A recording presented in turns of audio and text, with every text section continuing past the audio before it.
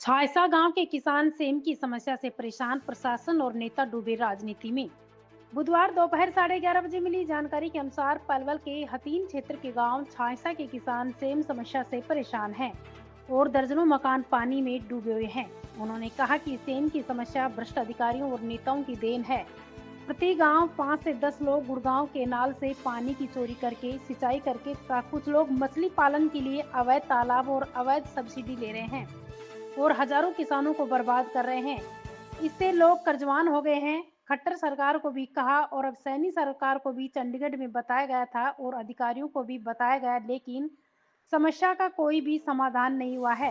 किसानों ने कहा कि कर्ज ले लेकर जैसे तैसे जीवन काट रहे हैं और अब कोई फसल भी नहीं होगी। अब जब इस बारे में अधिकारियों से बात करने की कोशिश की गई तो बात नहीं हो पाई। आगे सुनिए किसानों की समस्या।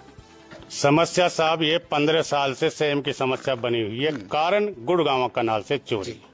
साहब जब से खट्टर सरकार आई, जब से ही हम कार्रवाई करने में लग रहे हैं। 10 साल हो गए साहब खट्टर सरकार से रोते रोते, लेकिन किसी ने भी नहीं सुनी। अब सैनी सरकार आ गई साहब, 9 महीने तो हो ही गए हैं सैनी सरकार को। सैनी साहब को भी बताया हमने चंडीगढ़ में 12 मार्च को, उन्होंने भी नहीं सुना। सारे अधिकारियों को कोई नहीं सुन रहा साहब इस समस्या को। अगर ये 10 साल पहले समस्या सुन लेते या चोरी को रोक देते गुड़गांव कनाल से, आज ये दिन हमें साहब देखने को नहीं मिलते। क्या प्रभाव पड़ा है चोरी से? चोरी से साहब 100% पूरी बर्बादी होगी। जमीन में पानी पानी हो रहे, घरों में डूबे पड़े हैं साहब, लोग कर्जवान हो गए साहब। बहुत बुरी हालत हो रही है साहब। 15 साल से ये कोई नई बात नहीं जो आपके घर डूबे। ये पिछले साल भी डूबे थे, 3 साल पहले भी डूबे थे। स्कूल कॉलेज सब बंद हो गए हमारे यहाँ पर जितने भी है।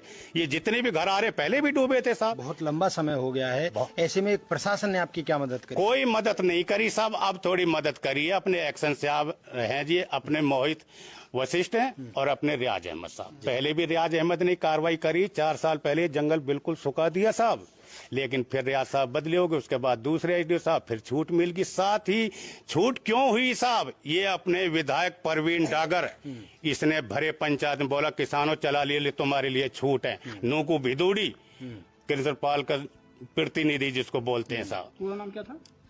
नरेंद्र भिदूड़ी, इसने सहारा दिया इन चोरों का। फिर सबसे फिर चोरी, फिर भर गया जंगल जी पूरा।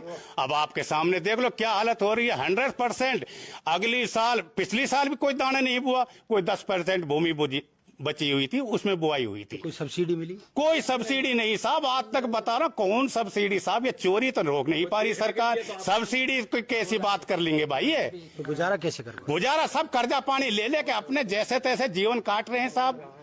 कर्जा ले रखा, हर आदमी पे यहाँ कर्जवान है। लोगों ने जमीन बेच दी, अपनी फूटी कौड़ी के दामों में बेच दी साहब जमीन भी। तो प्रशासन ने देखिए बोरिंग वगैरह करवाए थे। सर जी ये बोरिंग सिर्फ एक पैसे खाने वाली वो है जी। इन्होंने तो जनता का पैसा निकाल लिया सरकार के खजाने से, वो जमीन में पैसा गाड़ दिया। कुछ अफसर खा गए, कुछ नेता खा गए। क्या फायदा? हमने तो आवाज भी उठाई थी ये सब 10 साल पहले। अपने केहर सिंह खड़ा अपने आंदोलन करा था, केहर सिंह ने मिंडगोला गांव में, शायद आपको पता होगा। हमने कहा साहब ये पंपों से कोई वो नहीं है, चोरी को रुकवाओ। वो पंप मंजूर करवा लियो। 10 साल में तो साहब पंप आए। अब वो 2 साल पहले लगे थे, एक भी पंप नहीं चल रहा। और फिर पंप साहब करेंगे क्या? 30 पंप लगा देंगे, 50 लगा देंगे, 100 लगा देंगे, क्या फायदा? जब 1000 कनेक्शन चल रहे हैं, एक गड्ढे में 1000 पानी डाल रहे हैं भाई। एक गड्ढे में 1000 लोग तो पानी डाल रहे हैं और 50 आदमी कैसे फेंक देंगे साहब उस पानी को? क्या फायदा? चोरी का खेल हो रहा साहब। चोरी रुक जाए। समाधान क्या है? समाधान सब चोरी रुक जाए बस। गांव की सबसे बुरी गंदी हालत है, पंजाब से भी बुरी हालत है। इतना पंजाब में भी नहीं है, इतना यहाँ है। और नहीं नाच दाना होता है, नहीं पशु बेच दिए, गाय भैंस बेच दी। बच्चे को क्या खवाएं? न बच्चे को घर में इतना पानी भर रहा है और कोई समाधान सरकार नहीं कर रही है हमारी सुनाई। और राहत दी सरकार ने? कुछ राहत नहीं दी जी, ना कोई चीज की राहत, ना कोई बाकी मुआवजे की, ना काई की राहत नहीं देती है। हाँ सब्सिडी देती है उनको, तालन वाले मच्छी वाले को। अच्छा। सब्सिडी वाले ने को तो बहरे बना रखे। कुछ किसानों को कुछ नहीं मिला कहीं को भी। चाहे भूखे मर जाओ किसान तक, किसान के बच्चे भूखे मर जाओ। अनाज कहाँ से खरीदते हैं? अनाज गांव से मोल आता है, बाहर गांव से।